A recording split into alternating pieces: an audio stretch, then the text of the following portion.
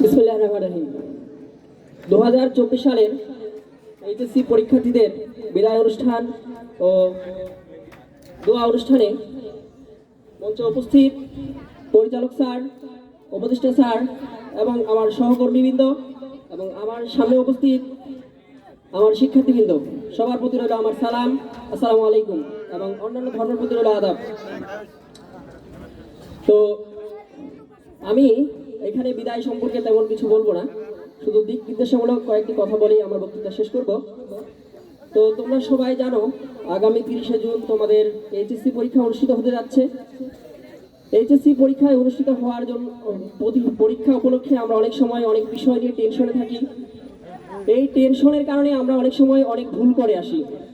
সবার প্রথমে যেই ভুলটা আমরা করি, পরীক্ষার হলে যাওয়ার আগে আমাদের যে ইনস্ট্রুমেন্টগুলো দরকার হয়, যেমন কলম, রোল, স্কেল, বিজ্ঞান পরীক্ষার্থী যারা যে বিজ্ঞান যে সাবজেক্টগুলো রয়েছে সেগুলোর ক্ষেত্রে ক্যালকুলেটর, এগুলা নিতে আমরা ভুল করি। তো এগুলা অবশ্যই ভুল করা যাবে না। অবশ্যই আমাদের পরীক্ষার সেন্টারে যাওয়ার আগে এই জিনিসগুলো ভালো করে চেক করতে হবে যে আমরা আমাদের কোনো ইনস্ট্রুমেন্ট ছেড়ে গেলাম কিনা। কারণ পরীক্ষার হলে যে দায়িত্বপ্রাপ্ত শিক্ষকরা থাকবে, সেই দায়িত্বপ্রাপ্ত শিক্ষকরা যেন তোমাদের আচরণে কোনো কারণে অসন্তুষ্টি না হয়। অনেক সময় আমরা কোনো স্কেল যদি না নিয়ে যাই, আমরা কি করি, পাশের জনের স্কেল নিয়ে টানাটানি করি। এই কাজটা কিন্তু করা যাবে না, এতে স্যার বিরক্ত হতে পারে। এছাড়াও মনে করো আমরা অনেক সময় পদার্থবিজ্ঞান, রসায়ন বিজ্ঞান পরীক্ষার সময় বিভিন্ন ধরনের গাণিতিক্যাল প্রবলেম রয়েছে। এই গাণিতিক্যাল প্রবলেমের সময় অনেক সময় আমরা অনেকে ক্যালকুলেটর নিয়ে যেতে ভুলে যাই।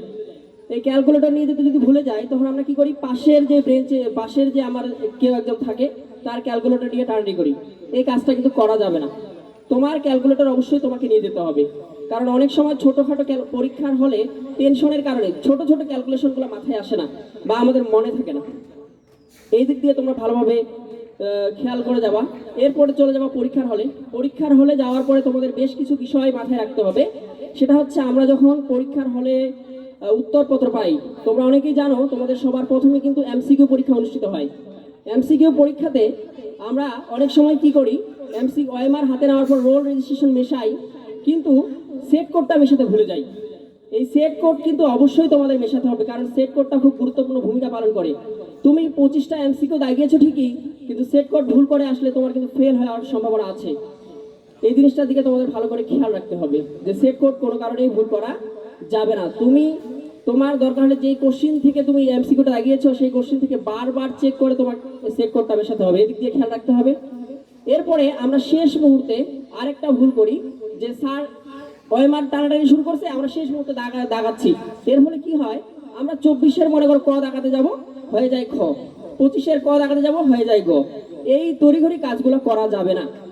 তো সবার প্রথমে আমি যেই এমসিকিউ দাগানোর ক্ষেত্রে যেই দিক নির্দেশমূলক কথাটা বলবো, সেটা হচ্ছে, আমরা অনেকেই কি করি, যখন 1 নাম্বার এমসিকিউটা দেখি, যদি ওটা কঠিন মনে হয়, তখন কিন্তু আমরা সেই এমসিকিউটা আর দাগাতে চাই, এমন টেনশন করি মনে হচ্ছে আমার দ্বারা আর একটা এমসিকিউ সলভ করা সম্ভব না। কিন্তু এটা কিন্তু আসল জিনিস নয়। তোমাকে কি করতে হবে, সবার প্রথমে গোটা এমসিকিউর 25টা প্রশ্ন দেখতে হবে, এবং যেই এমসিকিউটা তুমি শিওর, সেই এমসিকিউটা তোমাকে আগে দাগাতে হবে। কারণ আমরা ছোট একটা বিষয় নিয়ে যখন পরীক্ষার হলে মাথায় টেনশন চলে আসে, তখন কিন্তু আমরা সহজ জিনিসটাও ভুলে যাই। এই কাজটা করা যাবে না। এরপরে আমরা যখন লিখিত পরীক্ষা খাতা হাতে পাবো, তখন ওএমআরের মতো সেট কোড, লিখিত পরীক্ষায় সেট কোড থাকে না, সেক্ষেত্রে রোল রেজিস্ট্রেশন এই জিনিসগুলো ভালোভাবে মেশাতে হবে। এরপরে আমাদের মার্জিন করার একটা বিষয় আছে। আমরা অনেক সময় পরীক্ষার খাতায় এমনভাবে লিখি যে একদম মনে হয় যে পরীক্ষার খাতাটা বাপের টাকা দিয়ে কেনা। তুমি এই পরীক্ষার খাতা কিন্তু সরকার তোমাকে দিয়েছে, তুমি যত পরিমাণ পারো ইউজ করো, কোনো সমস্যা নাই। এই জন্য তুমি কি করবা, তোমার খাতার চারপাশে 1 স্কেল বাবদ ফাঁকা রাখার চেষ্টা করবা। কারণ তোমরা জানো কিনা জানি না, তোমাদের পরীক্ষার শেষে কিন্তু খাতাগুলো যখন বাইন্ডিং করা হয়, তখন কিন্তু রশ্মির কারণে খাতাগুলো ছিঁড়ে যেতে পারে। যদি তোমার লেখাটা খাতার শেষ প্রান্ত পর্যন্ত চলে যায়, সেক্ষেত্রে তোমার ওই অংশ ছিঁড়ে যায়, তুমি কিন্তু সেই মার্কটা পাবা না। এই জন্য তোমার খাতাটা চারদিকে যেন কিছু অংশ ফাঁকা থাকে, সেই জিনিসটা খেয়াল করবা। এমনও হতে পারে তোমার খাতাটা ওই বাইন্ডিংয়ের শেষ খাতা হতে পারে, আর শেষ খাতা কিন্তু ছিঁড়ে যাওয়ার একটা সম্ভাবনা থেকেই যায়। এরপরে আমি চলে যাই তোমাদের এইচএসসি পরীক্ষা দেওয়ার পরে শুরু হবে বিশ্ববিদ্যালয়ের ভর্তি যুদ্ধ।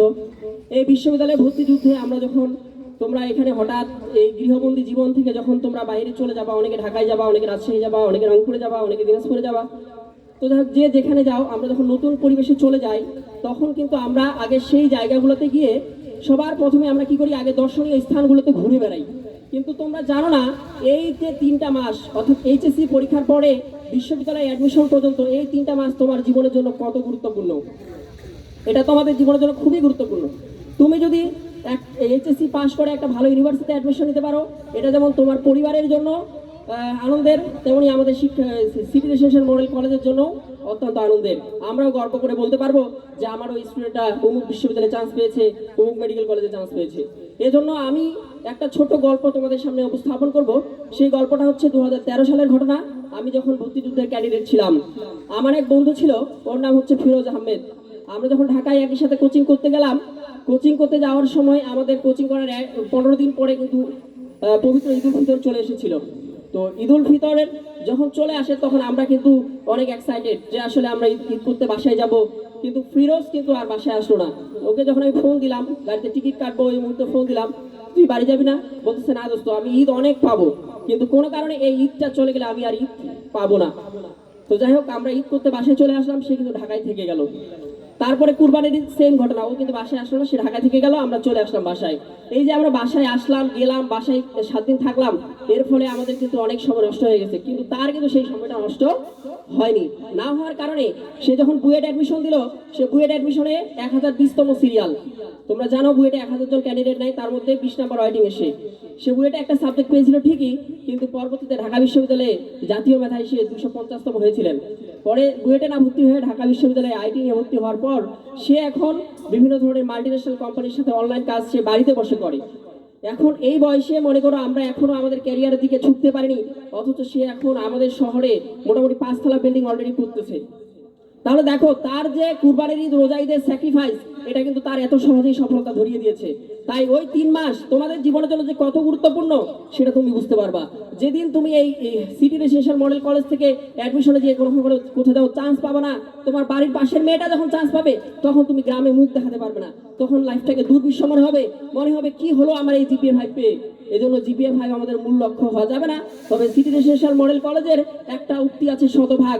আমাদের এখানে এবার 30শে জুন পরীক্ষায় যারা এইচএসসি পরীক্ষায় অংশগ্রহণ করব, আমরা ইনশাল্লাহ এবারও শতভাগ জিপিএ 5 মুখলিসুর রহমান স্যারকে আমরা উপহার দিব, এই কামনা সবার কাছে ব্যক্ত করছি।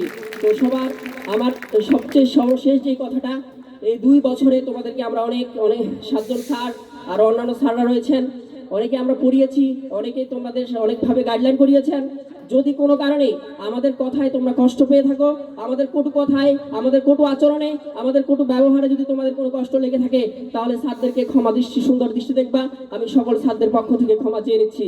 তো আর কথা না বাড়িয়ে আমার বক্তব্য দীর্ঘায়িত না করে এখানে আমার বক্তৃতা শেষ করছি। আসসালামু আলাইকুম।